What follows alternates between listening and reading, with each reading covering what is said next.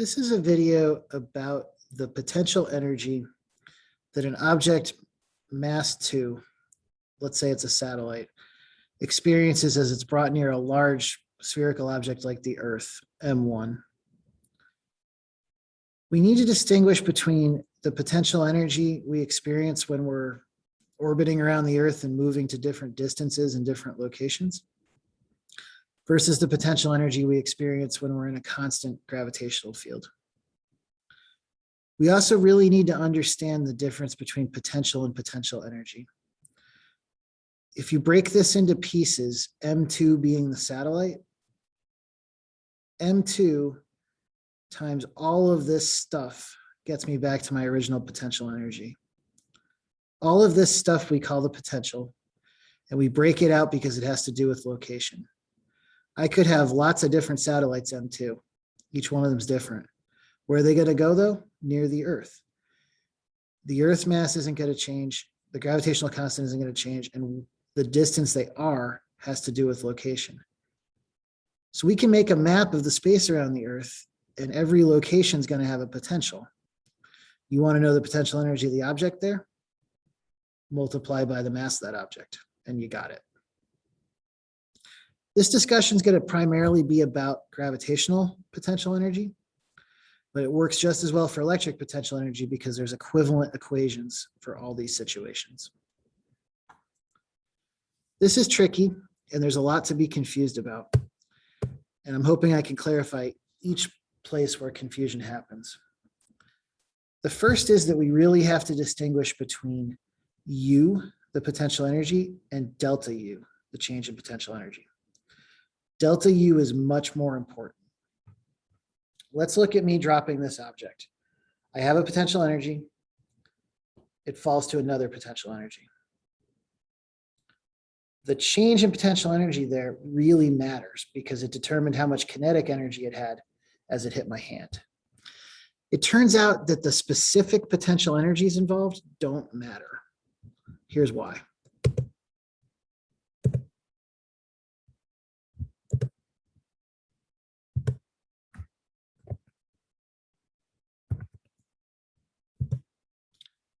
So imagine I was doing this in a second floor classroom, and I was dropping a kilogram object from a height of 2 meters to a height of 1 meter. A height of 1 meter above what? Well, usually we would call the floor of the classroom, 0. In that reference frame, I start with a potential energy of 19.6 joules, and I end with a potential energy of 9.8 joules. So my change in potential energy is 9.8 minus 19.6, I get a change in potential energy of minus 9.8 joules. And of course, that's how much kinetic energy I get. What if I had picked a different reference frame? What if I had called the first floor classroom's floor 0? That would make my classroom's floor 6 meters. It would mean the object dropped from 8 meters to 7 meters. Clearly, that gives me very different potential energies. 78.4 at 8. 68.6 at 7. But my change in potential energy as it falls is still negative 9.8 joules because it only fell a meter in either case. And of course, it got the same kinetic energy. So the point of all this is what you call the 0 for potential energy is arbitrary. You get to pick. What we typically do in constant fields, we usually call the lowest place the object can get a height of 0, which means the potential energy at any height is mgh. When we're talking about space, as we move away from a large object, we call being as far away as possible, infinity meters away. We call that the 0 for potential energy. That means that any distance that's not infinitely far away has a negative potential energy. This doesn't seem like it makes a lot of sense, but let's look at those potential equipotential lines. So in other words, I want to make a plot of what the location part of potential energy for an object is as it moves away from a large object like the Earth. So it's going to be a plot of GM1 over R in two-dimensional space.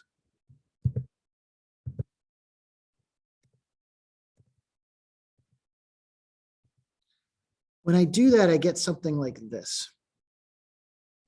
When I'm near the Earth, which is at the bottom of this well, the force of gravity is strong, and moving, say, a meter requires a certain amount of work. But when I'm far from Earth, the force of gravity is weak, and moving that same distance requires very little work. So when you're far away, getting even farther away causes very little change in your actual potential energy because the force you're fighting is so weak. So that makes it make sense to say that when you're infinitely far away, that's where the potential energy is zero. And if I was going to move an object from this location to that location, even though these are both negative potential energies, that's okay. I just have to find the potential energy I start with, the potential energy I end with, final minus initial. And that gets me the appropriate change in potential energy. So all this to say is we are going to pick a reference frame where the potential energy infinitely far away is zero. Let's get back to this picture. When we draw equipotential lines, it's important to understand that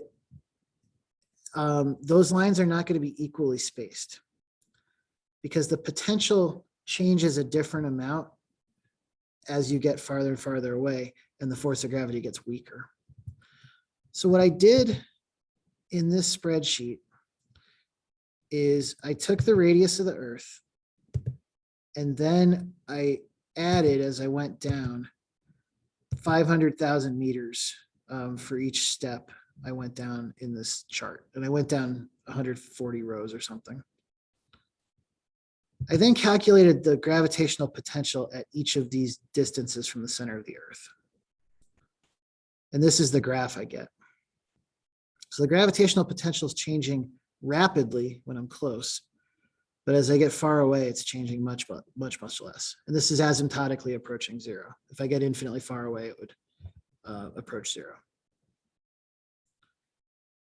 So that's the reason when we see this, it's a much steeper change as we go a meter here than if we had gone a meter here.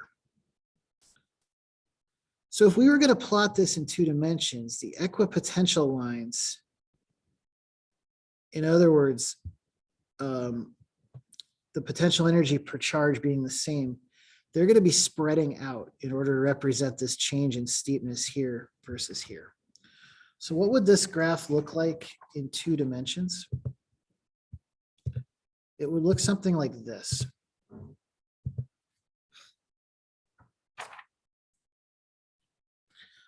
So the equipotential lines are much closer together when we're close to our mass, but then as we get farther away, they spread out more and more and more. So I'm hoping that picture starts to make a little sense about what the equipotential lines are and how they exist around a mass. If I could draw infinitely far away, I would have zero, but every real location is going to have some sort of negative potential. So in this case, maybe we could call this minus 100 joules per kilogram. I made that up entirely. This one maybe could be minus 90 joules per kilogram, minus 80, minus 70, minus 60, and I could go all the way in. So in class, we were struggling with a problem where we actually had not one mass, but 2 masses, and we were trying to find the potentials at places around those masses. So maybe that would be a situation like this. So infinitely far away from either charge, we have a potential of 0.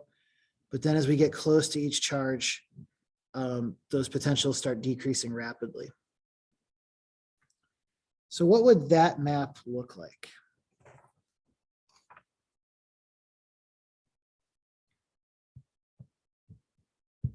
Probably something like this.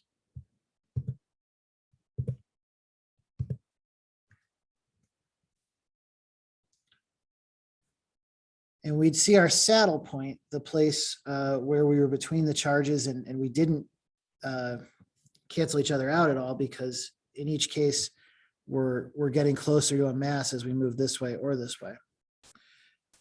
So if we were going to assign arbitrary negative values to this, so that would be minus 100 joules per kilogram. I'll leave the units out after this. Minus 90, minus 80. So both of these would be minus 70. Both of those would be minus 60, minus 50. And I don't think I need to keep going in here because I don't have any more labeled points. But here, this would be minus 40. And that one there would be minus 30. So if I was going to rank these in order of their gravitational potential, the one with the most negative would be D. And then B and C are at the same equipotential. And then A would be at the next one. Again, that's taking my reference frame of being infinitely far away as 0. So all real potentials are negative.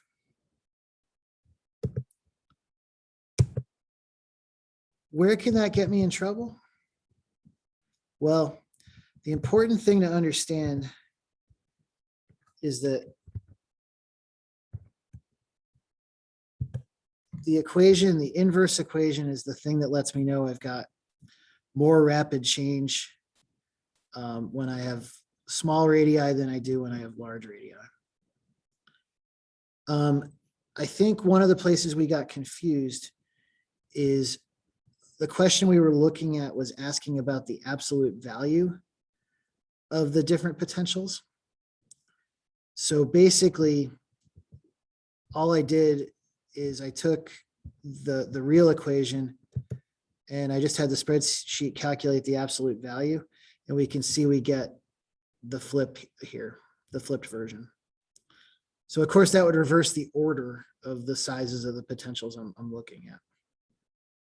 So I think that was the other place we had confusion.